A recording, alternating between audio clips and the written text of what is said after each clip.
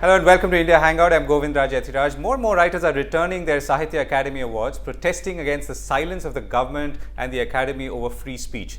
Now, India's Culture Minister Mahesh Sharma has reportedly said, if they are unable to write, let them first stop writing, we will then see. It is their personal choice to return it, we will accept it. Now, this raises some larger questions. Should writers stop writing? Why should the existence of writers, authors and their work be dependent on government and its actions? And more importantly, what indeed is free speech to all of us? And that's the question that we are asking repeatedly here at Boom. I'm going to be joined by Tusshar Gandhi, author, Meghna Pant right here, who's published several books herself, Sanjoy Roy, who is the curator of the Jaipur Literary Festival and managing director of Teamwork Films, and Shashi Deshpande, novelist who just resigned from the Sahitya Academy General Council over the silence of the Academy of the murder of Professor M.M. Kalburgi, a Kannada writer and scholar. Thank you all for joining us. And so let me begin with you, Sanjoy. I know you are mobile, and before we lose you, what's your sense? I mean, are you seeing this as a fundamental conflict of free speech?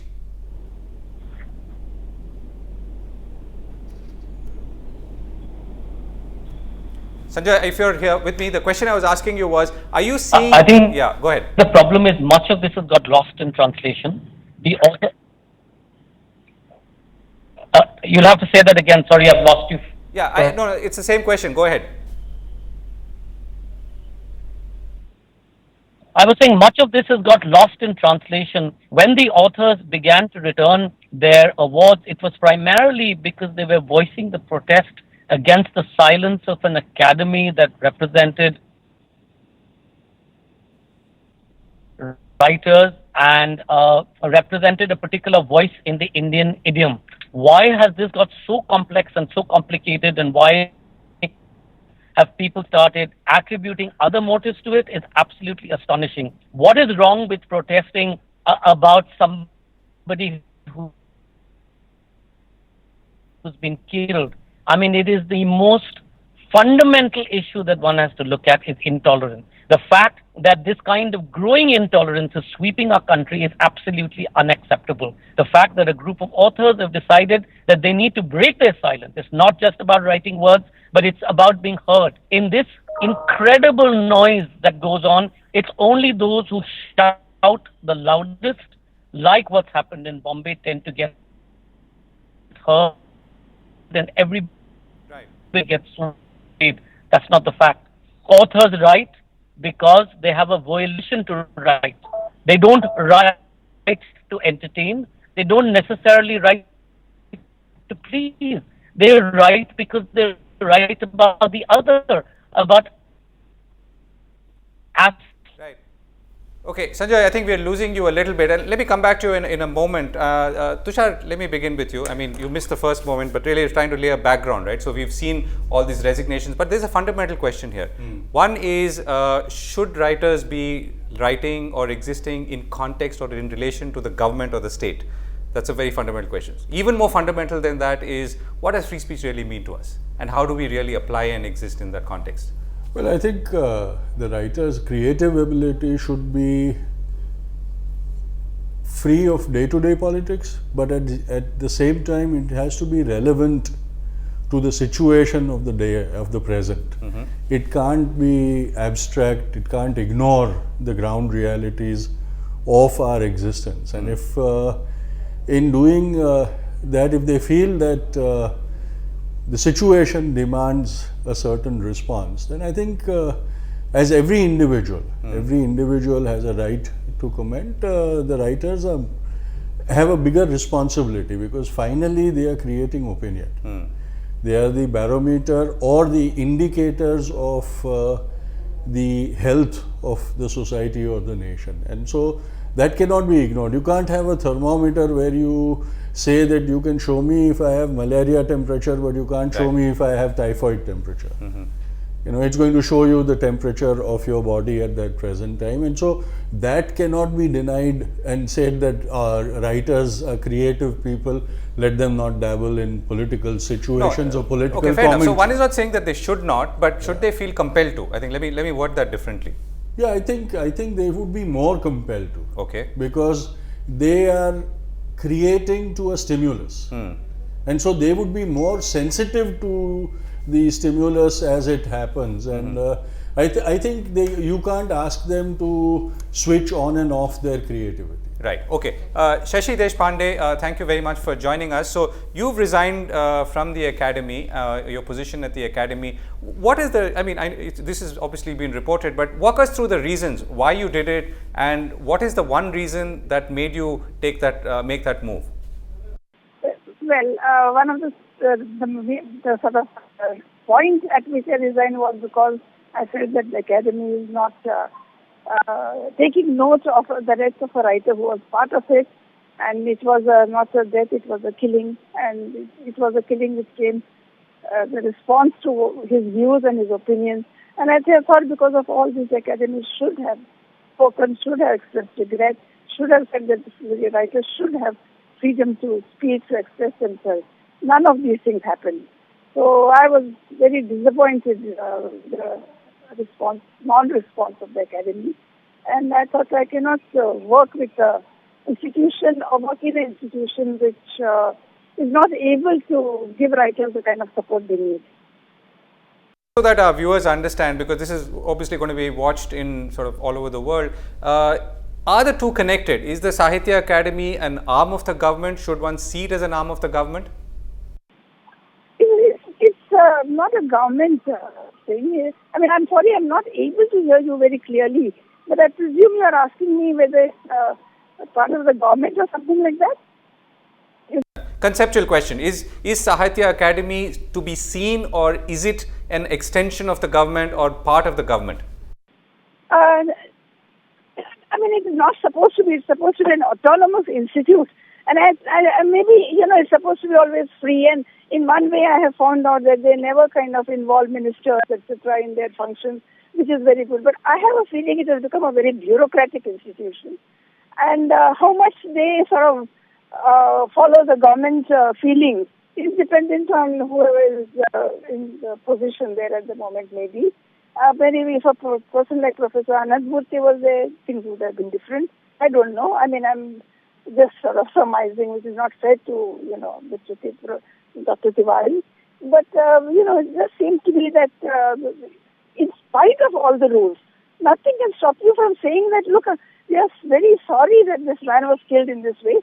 And we do believe that no writer should be killed for expressing his views and opinions, which are not causing any harm, damage, creating hatred or anything like that. So that seems to me, such a simple thing that the academy could have done. Okay, Tusshar, I mean, I'm only trying to sort of lay out the issues, right? So there is a freedom of speech issue. There is the issue of the Sahitya Academy not responding to the death of Mr. Kalburgi. Are the two connected? Yes, of course they are. In the conceptual sense. See, the murder of the three rationalists is an indicator at where we are headed. In that kind of a situation, one cannot take a ostrich attitude and say, we are a creative medium. We write. We are a literature body, and we don't indulge in these kind of things, because at one point of time, you are the opinion makers. Through your endeavors, you sort of stimulate the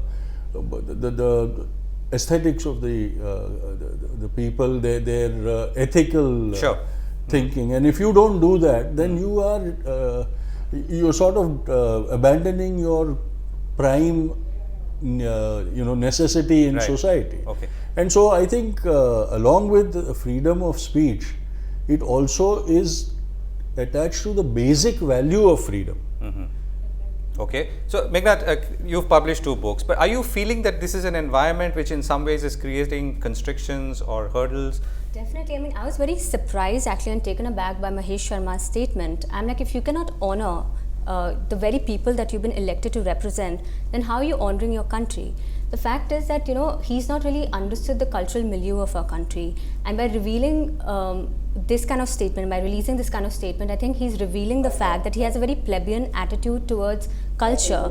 That, he's revealing the fact that he carries only disdain for writers. And I'm telling you, as a writer, no writer is going to stop writing. You kill one of us, 10 more of us are going to come back. The fact is that by our very constitution, we are a bunch of very courageous people. You take away our money, you take away our arms, you take away our legs, you lynch us, you poison us, we are not going to stop writing. We hold up a mirror to society, and that's a fact, and we're going to continue to see the truth, and we are going to continue to speak the truth no matter what. Okay. Sanjoy, what's your sense now? I mean, I know this is obviously going to be a theme in some way or the other, which is going to be discussed very extensively in your next literature festival. But how do you see this playing out?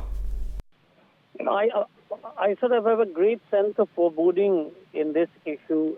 You know, I do feel that, and we've seen this not just, you know, in this particular incident, but we've seen this over the years growing, where the state tends to take a back seat when this kind of vandalism, hooliganism, anti-law stuff happens, and writers, artists, who are always seen as soft targets because they're the easiest thing to target. You know, I've never seen a politician who's been banned or banished from speaking or been, you know, stopped from saying what he or she wishes to. But writers and artists are the first people who are always targeted. And it's a big issue. It's a fundamental issue that we all have to collectively debate. And it's not about us versus them. I mean, it's time that government starts understanding that this is an issue that has to be openly discussed. It's an issue about the country. It's not always about being painted on the back foot and saying, oh, they're like this. If you look at their background, you will understand why they're saying. I think it's absurd, the kind of statements that are being made. But as your panel just said, absolutely, writers must continue to speak. They must continue to stand up for what they think, what they feel, what they need to write. And people must be asked to argue and debate these issues. Sure, not everybody is going to agree to everything, but that's what platforms are there for. You can't then take it to the next step of saying, Gundagardi, we as a group of people decide that you're not going to be allowed to speak, so we're going to stop you from doing it violently. No. Do it as per the law. Come to platforms and debate and discuss like civilized people in a democracy. That's why we're in a democracy. Why is India standing together? Because we all have a plurality of view and all 1.3 billion of us has a voice. You can't stop one voice or the other voice. You have to give platforms for all of them. Shashi, can I come back to you? Are we debating something even more fundamental, which is, do we really live in a true democracy? I'm very sorry. This phone is really bad. I to hear you, and I could not hear the people at all. So would you mind repeating that, and I'll just say something and I'll get off because I can't hear. The question to you, Shashi, was, are we therefore debating an even more fundamental question, which is, do we really live in a democracy? What in a democracy, once again, please? Yeah, I mean, do we really live in a true democracy is the question. Democracy. Well, I think the freedom of speech is an important part of democracy. That, when one speaks up for the freedom of speech, one is speaking up for democracy, in effect. And I do not know what was said earlier, but I was thinking maybe the writers are being criticized in some way, and I don't know what's happening. I'm sorry, but I think, this is not a kind of a movement or anything. It is just individuals right now expressing themselves. And I think we have every right to express what we feel about what is happening. It's not just this one killing. It is a whole climate in the country which is getting initiated. So I think we should, we cannot possibly sit quiet and watch things happening. And nobody says that writers think they are special or something. They are like anybody else. But please remember that writers articulate the thoughts of society. And I think many things are said by writers which people say that, I wanted to say that, but I didn't know how to say it. So I think that's the only reason for their importance, not any other reason. Okay, thank you for that. Tusshar, let me come back to you. So she talked about a vitiation in the atmosphere and individuals protesting right now. So, I mean, are you seeing it something more than, individuals who are reacting to a situation? Is there something fundamental wrong in the nuts and bolts of our existence as a democracy, which we need to be fixing? Yeah, yes, we do need to have a serious rethink and a serious audit of our democracy, because it more and more seems to be that the political class believes that it is a majoritarian issue, and just because they have an electoral majority, their views or their belief is a diktat. Democracy doesn't work, and unfortunately our democracy is flawed. Our democracy functions only by the ballot. And it feels as if our democratic rights and our democratic responsibilities end with the ballot box. And so it's not a participative democracy. And so when a situation like this appears, where I say, no, I'm taking responsibility for my democracy and I'm going to do what I can to indicate that my democracy is getting corrupted, it sort of raises the heckles of the powers that be. You know, the Culture Minister's statement is reprehensible. If he says that the authors need to be investigated, he should have been saying that we need to introspect why these people are reacting this way, not question and acid. And that is the malaise that ails our democracy today, where instead of treating the symptoms that are appearing, we seem to be going after the doctor who tells us that, look, you're sick, take care. That is not going to cure us. That's only going to shut a voice of caution. And that is not a hallmark of a healthy, functional democracy. This is a dysfunctional democracy where majoritarianism is holding us to ransom, where mobocracy is holding us to ransom. And so that is where people who can actually decipher, from the early stages, the malaise, need to be vociferous, need to make their opinion felt, and society doesn't need to go on a witch hunt against them. They are not insulting us. This is an advice that is coming out of love, and not because they want to ridicule. But if you take it as saying that you are ridiculing us, then you're just tying a blindfold because you want to just avoid looking at the inevitable. Right. Okay, Sanjoy, if you're still there, how do you see this progressing? I mean, should I know there is the Sahitya Academy angle, but should writers be coming together? And more importantly, is it just the responsibility of writers to be responding? I mean, we are, if as we've discussed, we're talking about something as fundamental as free speech. I don't think it's the responsibility of only writers. I mean, in this case, the writers who began this particular giving back of the award did so out of their own conscience, and they didn't want to be silent anymore in light of what had happened. Everybody in a democracy like this has to stand up to say violence is not acceptable, and when you have somebody who's killed because of his or her fundamental right to speak has been vitiated and violated, then each person has to stand up, because you are looking at then creating a fascist society, which is very difficult. It's a very difficult sort of an untenable place to live in, especially somewhere like India. I, of course, I'm an optimist. I feel that this incident will help right the situation. It has spread awareness about what has happened. It is not acceptable for 1 or 2 or 3 writers to be killed or arrested, or cartoonists to be taken into custody because cartoons that they've written or people who've posted on Facebook. So it's not just one thing. It's a slew of things, and it's in different states, in different parts of the country, different political parties who all tend to once they come to power, they tend to behave in a particular way. And it's also about the mobs who are uncontrolled and get away with stuff like this. When something like this is done, the state must intervene. The state must stand up for the rights of the person and ensure that violence is not perpetrated. Only then will we be in safe hands. Otherwise, we'll continue to see 2 differing voices happening in places like Maharashtra, and you will do so at the extreme peril of any kind of freedom of expression or speech.